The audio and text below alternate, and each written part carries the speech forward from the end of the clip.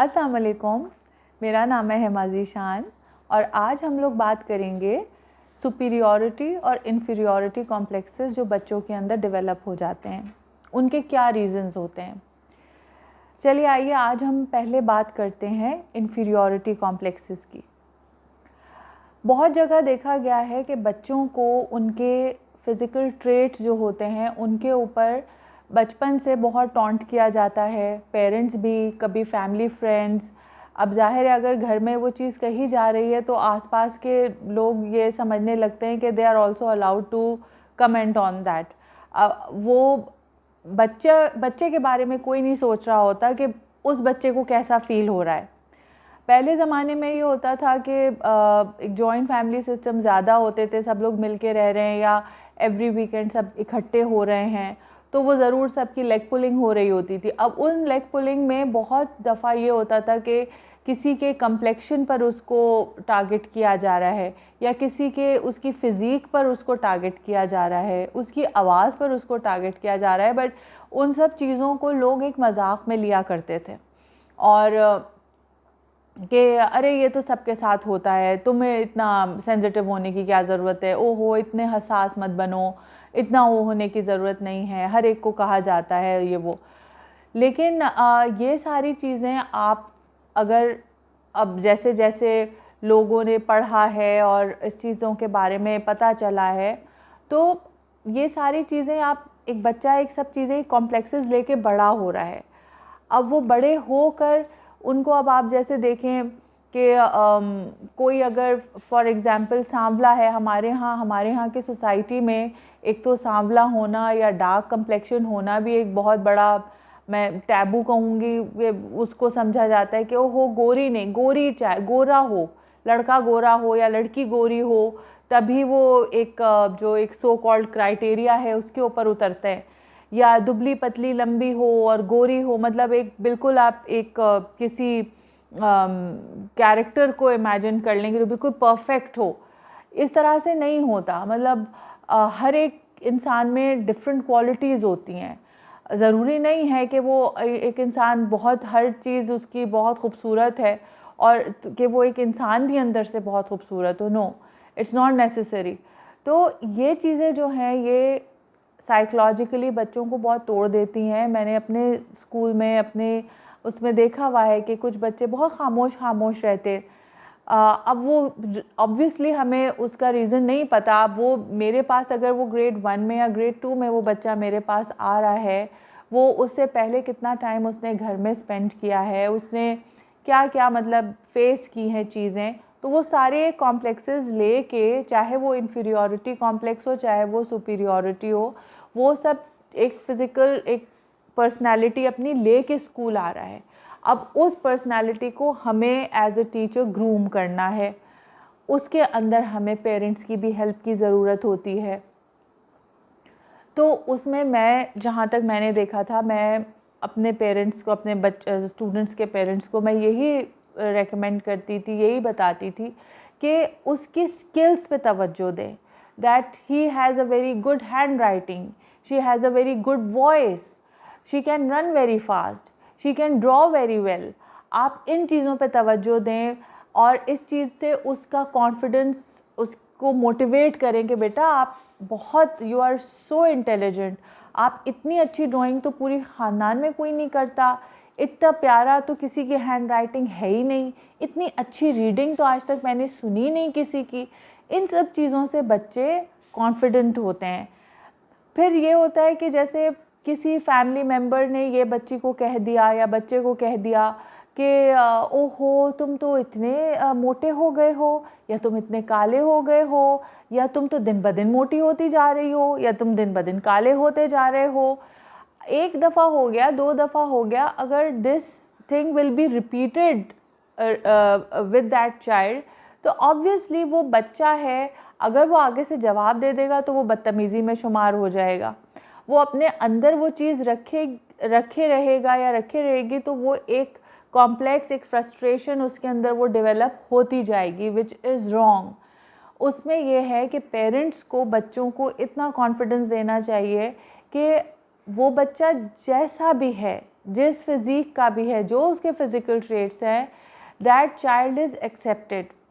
उसका ज़रूरी नहीं है कि अगर एक भाई या बहन उससे लंबा या छोटा है या कद में उसका हाइट ज़्यादा है या रंग उससे ज़्यादा बेहतर है या उसकी फ़िज़ीक ज़रा अच्छी है तो आप उससे अगले बहन भाई को, बड़े या छोटे बहन भाई को कंपेयर करने लगे। नहीं, इन चीज़ों पे कंपेयर नहीं करना चाहिए। हाँ, आप ये ज़रूर उस बच्चे को कहें कि देखो जैसे आपकी बहन इतनी हेल्पफुल है, वो सबकी इतना हेल्प करती है आउट ऑफ द वे जाकर, आप उसकी तरह के बनो, आप भी हेल्प किया करो बेटा, आप भी दूसरों के साथ अच्छी तरह से बात किया करो, आप क्यों खामोश रहते हैं, आप भी सोशली इंटरेक्ट किया करें लोगों के साथ।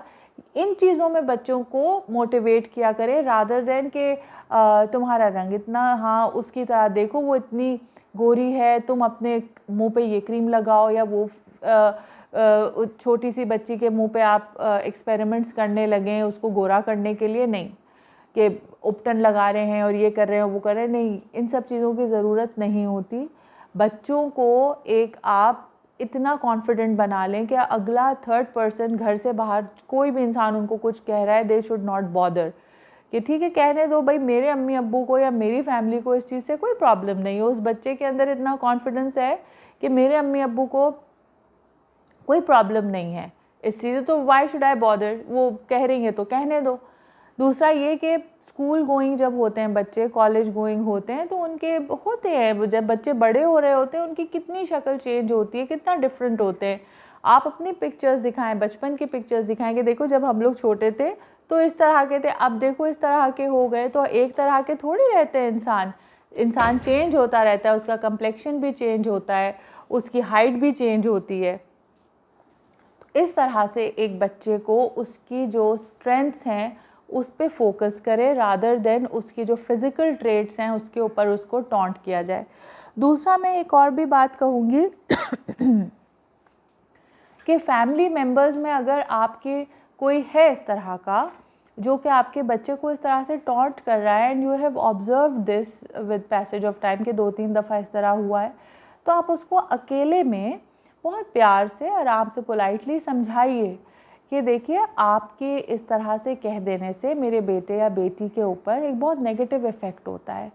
आप अगर वो सांवली है या अगर वो मोटी है, अगर या वो छोटी है, अगर या वो लंबी है, जो भी है, ये उसके हाथ में नहीं है। तो आप ये उसको कह के आप उसको क्यों कॉन्शियस कर रही हैं या क्यों कॉन्शियस कर रहे हैं आप? एक दफ़ा अलग से आप पोलाइटली बड़े आराम से समझा दें ये बात उसी एक इंसान को, बजाय थर्ड पर्सन से कहलवाने के कि आप उसको कहें कि वो ये ना कहा करे मेरे बच्चे को।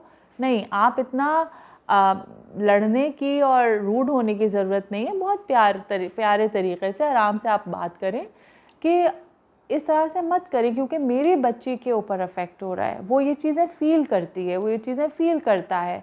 तो मैं आपको बहुत अप्रिशिएट करूँगी अगर आप नेक्स्ट टाइम उसको आप उसके लिए कोई तारीफ़ी जुमला बोल दें कि बेटा आज तो आप बहुत प्यारी लग रही हैं, आज तो आपका जोड़ा बहुत प्यारा लग रहा है, आज आप बहुत अच्छी तरह से तैयार हुई है। तो that will help her a lot. दूसरा एक तो ये चीज़ हो गई कि बच्चों में इन्फीरियॉरिटी कॉम्प्लेक्सेस इसी तरह से डेवलप होते हैं जब उनको बार बार उनकी किसी फ़िज़िकल ट्रेट के ऊपर टॉन्ट किया जा रहा होता है या मजाक उड़ाया जा रहा होता है। दूसरा ये कि एक होता है सुपीरियॉरिटी में मुब्तला रहना कि जी हमसे बढ़कर तो कोई है ही नहीं, मैं जो कह रहा हूँ वही ठीक है, हर चीज़ में मेरा बोलना ज़रूरी है। क्लास में मैंने बहुत से बच्चों को इस तरह से ऑब्ज़र्व किया, चाहे आंसर आ रहा हो चाहे नहीं आ रहा हो, they will raise their hand, और फिर जब पूछो कि यस बेटा बोलें तो उस वक्त इधर उधर दाएं बाएं देखने, जवाब ही नहीं आता। तो ज़रूरी नहीं है आप ये एज ए टीचर आप ये बच्चों को बताएं कि बेटा इट्स नॉट नेसेसरी कि हर सवाल का जवाब आपको आता हो या जो जवाब आप दे रहे हो वो सही हो। नहीं, इट्स नॉट नेसेसरी। बहुत से बार ये होगा कि जवाबात गलत भी होंगे। यू आर लर्निंग ना, आप आई हैं, आप सीखने आई हैं, तो अगर गलत जवाब दे देंगी तो उसमें इतना शर्मिंदा या एम्बैरस होने की ज़रूरत नहीं है, फ़ाइन। और अगर जवाब नहीं आता है तो you don't have to raise your hand, just listen to others और उससे आप पिक करें जो चीज़ आपको समझ आ रही है. Then you should phrase your answer, and then when you are sure that you know the answer, then raise your hand. Whether it's right or wrong कोई बात नहीं, लेकिन हर बात में हर जगह आपका हाथ खड़ा करना ज़रूरी नहीं होता.